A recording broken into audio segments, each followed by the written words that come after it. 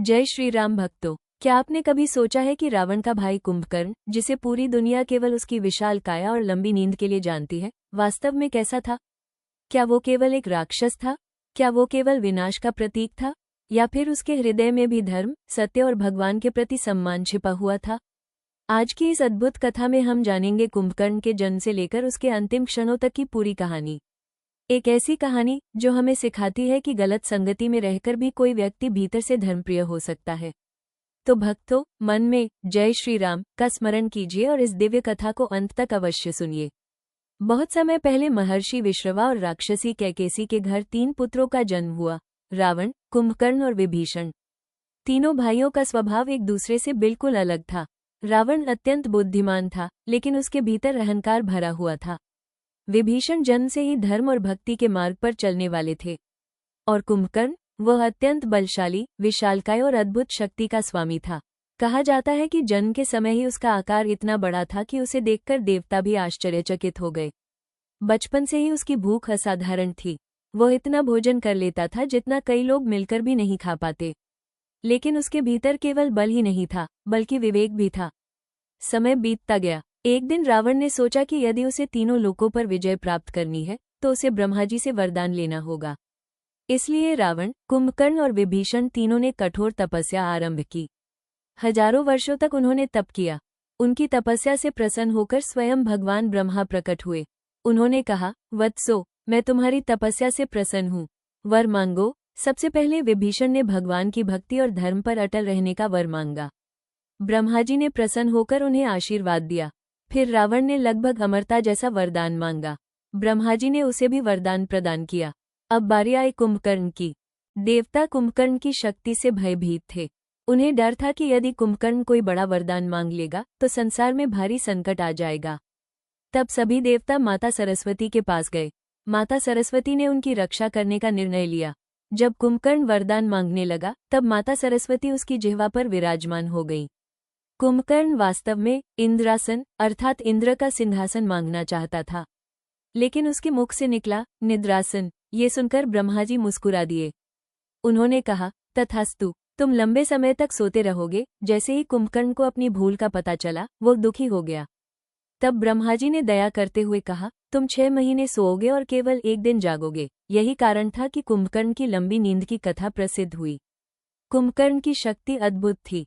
जब वो जागता था तो उसकी भूख से पूरी लंका कांप उठती थी।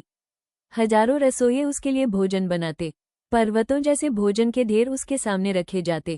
लेकिन उसकी सबसे बड़ी विशेषता ये थी कि वो सत्य बोलता था। वो रावण की तरह अहंकारी नहीं था। वो विभीषण की तरह धार्मिक भी नहीं था, लेकिन धर्म और अधर्म का अंतर अच्छी तरह समझता था।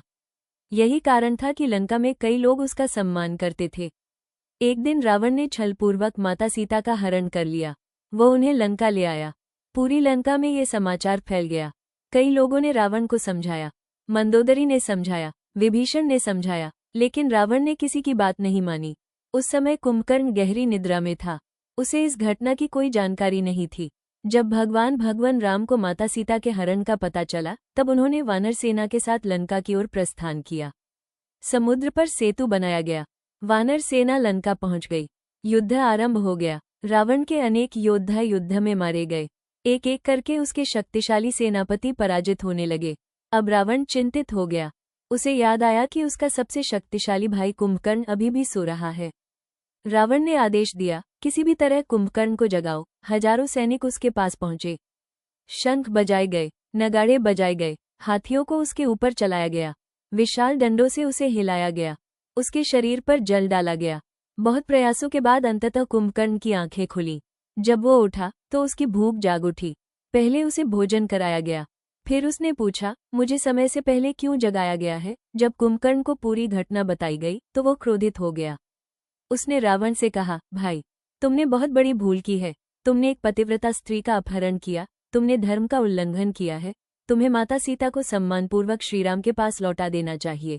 रावण को ये सुनकर क्रोध आ गया, लेकिन वो जानता था कि कुंभकर्ण सत्य कह रहा है। फिर भी उसका अहंकार उसे झुकने नहीं दे रहा था। कुंभकर्ण ने रावण से कहा, मैं तुम्हारे कार्य का समर्थन नहीं करता, लेकिन तुम मेरे बड़े भाई हो। अब जब युद्ध द्वार पर खड़ा है तो मैं तुम्हें अकेला नहीं छोड़ सकता। ये कुंभकर्ण के जीवन का सबसे बड़ा द्वंद्व था। एक ओर धर्म था, दूसरी ओर भाई का कर्तव्य। उसने धर्म को समझा, लेकिन भाई के साथ खड़ा रहने का निर्णय लिया। यहीं से उसकी त्रासदी शुरू होती है। कुंभकर्ण युद्धभूमि की ओर चला। उसकी विशाल काया देखकर वानर सेना में भय फैल गया। वह पर्वत के समान विशाल दिखाई देता था। उसके प्रत्येक कदम से धरती कांप रही थी। उसकी गर्जना से आकाश गूंज रहा था। लेकिन भगवान श्रीराम शांत थे। वे जानते थे कि यह केवल एक योद्धा नहीं, बल्कि अपने कर्तव्य और धर्म के बीच फंसा हुआ व्यक्ति है। युद्ध आरंभ हुआ। कुंभकर्ण ने वानर सेना में भारी विनाश किया। उसके सामने बड़े बड़े योद्धा टिक नहीं पा रहे थे। अनेक वानर घायल हुए। सेना में हलचल मच गई। लेकिन हनुमान जी, अंगद, नील और सुग्रीव जैसे वीर डटे रहे। उन्होंने बहादुरी से उसका सामना किया। युद्ध अत्यंत भयंकर हो गया। अंततः वो क्षण आया जब कुंभकर्ण और भगवान श्रीराम आमने सामने खड़े थे। कुंभकर्ण ने भगवान को देखा। उसके मन में सम्मान उत्पन्न हुआ। वो जानता था कि श्रीराम कोई साधारण मनुष्य नहीं है। वो समझ चुका था कि धर्म श्रीराम के पक्ष में है। फिर भी उसने युद्ध करने का निश्चय किया, क्योंकि उसने अपने भाई का साथ देने का वचन दिया था। श्रीराम ने अपने दिव्य बाण छोड़े। कुंभकर्ण ने अद्भुत वीरता दिखाई। उसके हाथ कट गए, फिर भी वह आगे बढ़ता रहा। उसके पैर घायल हुए, फिर भी वह रुका नहीं। उसका शरीर रक्त से भर गया, लेकिन उसका साहस नहीं टूटा।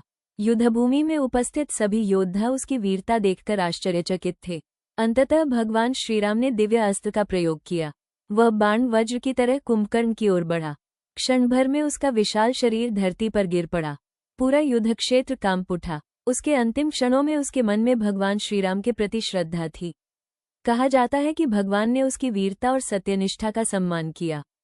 कुंभकर्ण ने जीवन में गलत पक्ष चुना, लेकिन उसके भीतर सत्य का सम्मान कभी समाप्त नहीं हुआ। भक्तों, कुंभकर्ण की कथा केवल एक राक्षस की कहानी नहीं है। ये हमें जीवन का गहरा संदेश देती है। पहली शिक्षा, अहंकार सबसे बड़ा शत्रु है।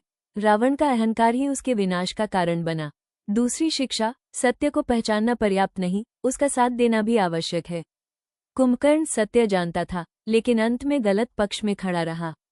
तीसरी शिक्षा, गलत संगति का परिणाम अंततः दुखद होता है, चाहे व्यक्ति कितना भी शक्तिशाली क्यों न हो।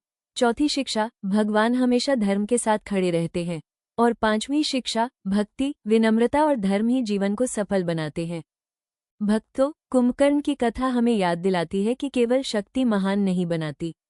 सच्ची महानता धर्म, सत्य और भगवान के चरणों में समर्पण से आती है।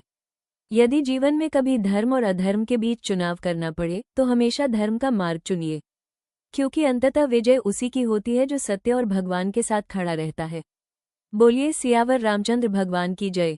पवनसुत हनुमान जी महाराज की जय। अगर आपको ये कथा पसंद आई हो और आपने अंत तक सुनी हो, तो कृपया वीडियो को लाइक करें, अपने सभी राम भक्त मित्रों के साथ शेयर करें और ऐसे ही भक्तिमय कथाओं के लिए चैनल को सब्सक्राइब करना न भूलें। जय श्री राम।